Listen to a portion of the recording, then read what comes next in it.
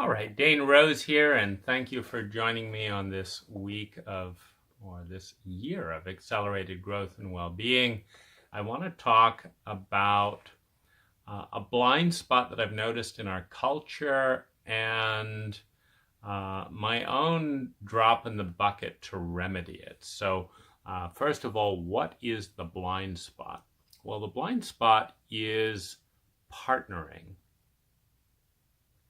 And so we talk a lot about things like, do you have a partner? This is my partner, etc.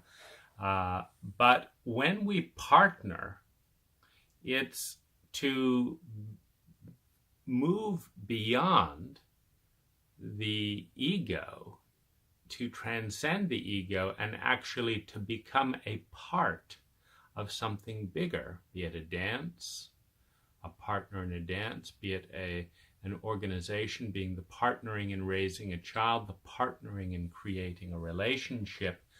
And this requires a completely different set of skills than it takes to unilaterally live our life as a single person. When we partner, it's a completely different skill set. And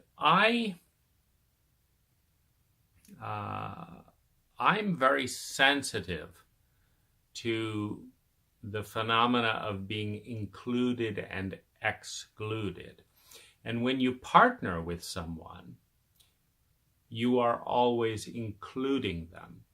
When they partner with you, one of the best ways to measure partnering is, are you included or excluded in the decisions that affect you and the relationship?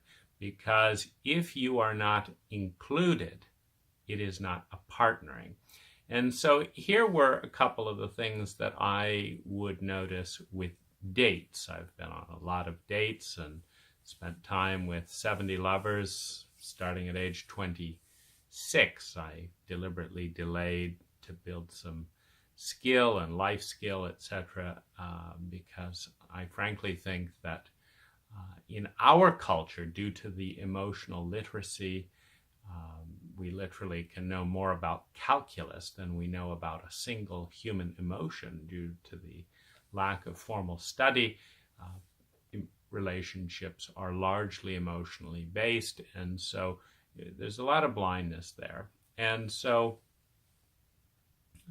I would notice the various areas that I was invited to be a part of someone, of their life, of their decisions, and the various areas that I was excluded.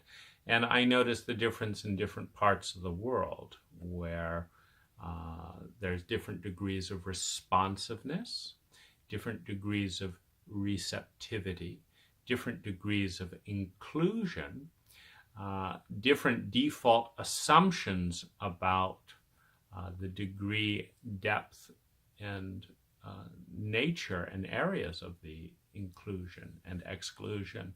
And that the United States is one of the least inclusive in its, templates of relating. It is one of the most autonomous, the most independent, and therefore the least inclusive in partnering. You effectively have a phenomena of individuals each doing their own thing and bumping into each other haphazardly when that own thing happens to click together. And because this is elevated to a social ideal, the ideal of not needing anyone, it's a little bit of a bizarre ideal for a mammalian species, but it is nonetheless a core cultural value, not to need. Then there's the value to be autonomous and authentic, meaning what that typically means in expression is do whatever you want, say whatever you want to say, and don't let anyone else influence you, i.e., so there's a lot of programming around this. Don't be needy, be authentic, i.e. do what you want, be independent, which how can you be independent and have needs? So there's again, and so really, because all of the deep terrains of the psyche, of deep bonding, of attachment, so what we have is a certain collusion of lust and mental interest with a preference for avoiding emotions. And so this is, it actually grated on me a lot. And so I wrote this book, The Art of Partnering. And what I want to talk about is the power of partnering, the power of including and being included. So what does that mean on all levels? So, and this is basically the metric.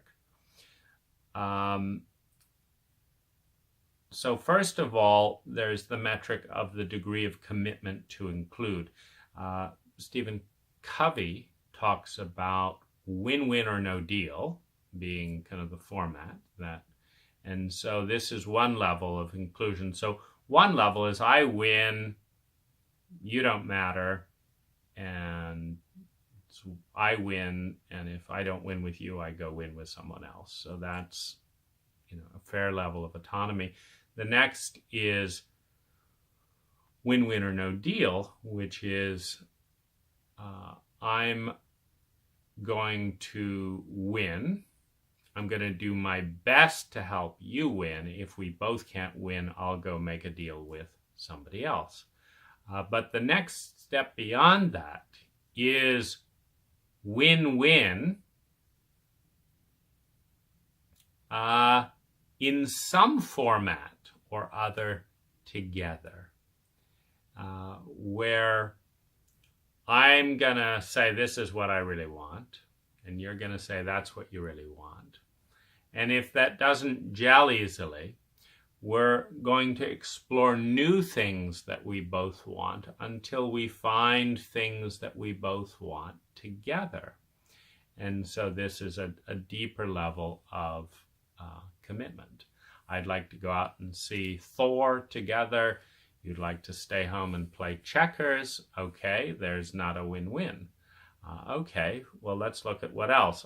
In addition to going out and seeing Thor, I could go out and see Thor and give you a shoulder massage during the movie. Or we could watch Thor while playing checkers at home. Or how about going for a midnight walk up the mountain?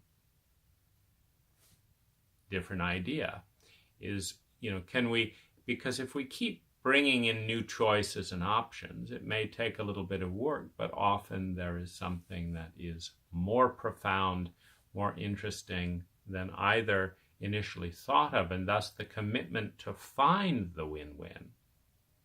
Not just I'll throw out an idea, you'll throw out an idea. If they match, fine, and if they don't, we'll go our separate ways. Often leads to finding an idea. So this is, a commitment to partnering. The areas that we can consider partnering is partnering around the culture we want in this relationship. A culture is just a collection of memes and a hierarchy of values that inform those memes.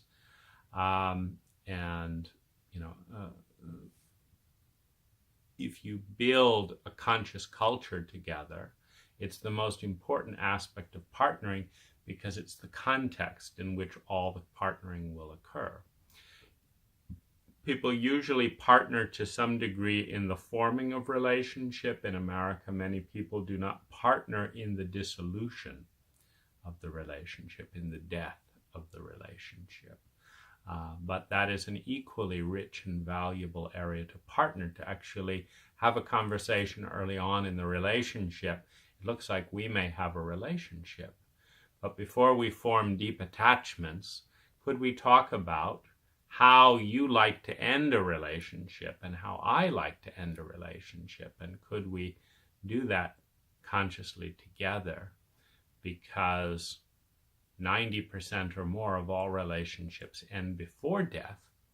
And particularly in the case of strong and deep romantic relationships, many of those relationships end in some form of violation.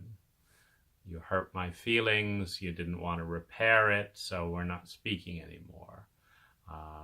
You got tired of this and that, so you sent me a text and I'm just left hanging. Or you betrayed me with this other person because it was too difficult for you to end the relationship, so you made me do it by hurting my feelings. These are, of course, sloppy ending protocols. They're not the kind of thing you would write out in a script. The way I would like you to end with me is sleep with my best friend, then I'll get the message, and we won't have to have an awkward conversation. The way I'd like you to end with me would be, I'd like you to send me an email that tells me that ending is on the agenda. I'd like to meet within 3 days. I'd like to have a long, languorous conversation honoring the beauties in the relationship. And frankly, you want to have relationships that are beautiful enough to be worth honoring.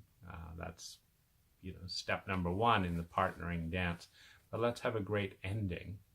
So I'll just read a paragraph because there's one whole attitude I was seeing Tim Ferriss talk about, it seeming a kind of poor taste to recommend his books on his blog. I kind of feel the opposite way. I make $30,000 a month when I'm working. It usually takes me a good month to write a book. I never aim to sell, and very rarely do sell more than a few hundred copies. I don't enjoy that aspect of things. And so I'm aware that if I've written a book, it's because it didn't exist. It was useful material for me, and I wanted to share it for others. And it's an expensive undertaking that is satisfying. And if it did exist, I wouldn't have bothered writing it. And so I have the opposite. Like, it's a generosity to take time off a high-paying job to share something that our culture, for whatever reason, values less, a book. Then I get paid all this money for contracting work, which cannot change lives as much as a book can. So I will happily recommend any of my books as great ways of learning stuff that I've often spent, thousands and tens of thousands of dollars in mistakes and all that. The quality of partnering is relevant on all levels. Our partnership with ourselves, our friends, our spouse, our boss, or clients, and our community. In a political process, there is often compromise, though not always partnership. One faction may want to raise taxes and spend it on education, while another faction wants to lower taxes to encourage overseas business to invest and create more jobs. What happens? Perhaps great effort is spent to do absolutely nothing. This is completely random, just where I open the book, so we'll see if we get to something that relates to this paradigm. Perhaps great effort is spent to do absolutely nothing, with neither faction having enough energy to get anything done. But another possibility is that a skilled leader forges a compromise as follows. A company who makes a binding contract to hire more than 500 people, paying $30 an hour or more, will get a tax break that makes the area attractive. The additional employees being taxed are calculated to raise enough money to fund several educational reforms without actually raising the percentage of taxes taken from anyone's wages. A business program is introduced for 12 to 18-year-old high school students that gives students a chance to work together to start a company and become profitable. 50% of this money goes to fund the schools, which in turn allows those schools to hire better teachers. This in turn attracts the best students who make excellent business owners. The graduating classes of local students with business experience make the area highly attractive to growing businesses, which in turn results in more jobs and the ability to have a lower tax rate while still having more money to fund education. As this is explained to the constituents of the area, 90% of the population is able to get behind the plan. As it works out, this number rises to 95% satisfaction. Now the area has 95% of its citizens working together in a common strategy to boost shared values. As this occurs, the integrity within the community increases, making this community a powerful partner capable of forming alliances or partnerships with other communities and businesses in shared mentorships and strategies. So this is just one aspect of partnering, but the core is to make each other a part, which means to include, to reach, to synergy. If you take any of these steps, if you read the book, if it improves your life, and a step might be asking someone to include you in a very specific way and partnering to agree on a certain level of inclusion. For you, a partnering might be to ask anyone in your life, your son, your daughter, how would you like to be included in my decisions? And to develop a protocol together where when any one of us wants to make a decision to end something, to begin something, to divert funds to something, to decide something, we include each other following a protocol that ensures a mutual feeling of partnership. Because if it ensures a unilateral feeling of partnership, it is, of course, not partnership. It is just one person doing whatever the hell they want and slapping a label on it so that they feel good about that. Thanks for watching, and I will see you on the next week.